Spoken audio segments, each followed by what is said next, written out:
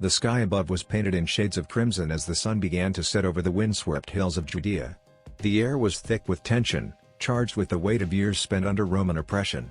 But today, this very air would carry the whispers of rebellion, the spark of defiance that would set the stage for one of the most legendary struggles in history, the Great Revolt.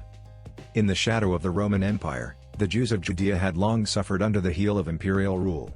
Taxation, religious persecution, and cultural erasure had pushed them to the edge.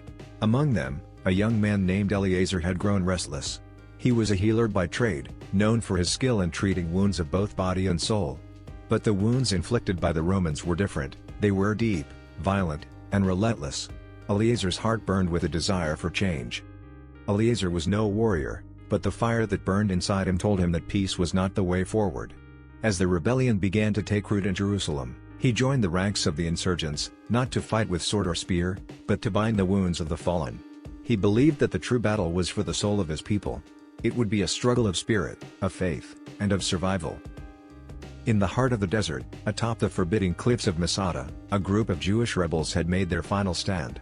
The Roman Empire had thought they would crush the rebellion with ease, but the rebels had found refuge in the almost impenetrable fortress that had once served as a palace for King Herod. It was here that Eleazar would face his greatest test. The Romans, led by the ruthless general Silva, laid siege to Masada. The walls of the fortress were strong, but the Romans had the means to starve the defenders out.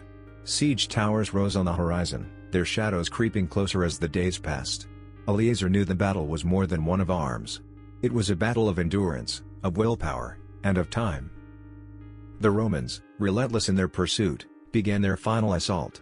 They built a massive ramp, a monstrous construction that would allow them to breach the fortress gates.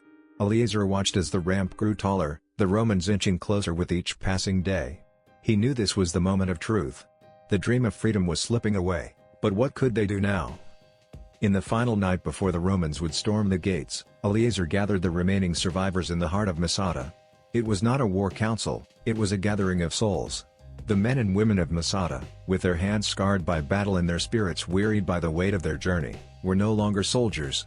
They were symbols of defiance, the last beacon of the ancient ways. The next morning, the gates of Masada opened not to Roman soldiers, but to an echo of defiance. As the Roman army surged forward, they were met not with a bloody battle but with a silence that spoke volumes. Every man, woman, and child inside the fortress had chosen to end their lives rather than face the humiliation of capture. Eleazar stood atop the highest tower, overlooking the sea of corpses below. His hands were not stained with blood, but with the weight of their collective decision. The people of Masada had chosen their own fate. The revolt may have failed, but in their final moments, they had ensured that their story would be told for centuries. The Romans entered the fortress to find nothing but the wind and the whispers of the past. They had won the battle, but the war of memory was yet to be decided.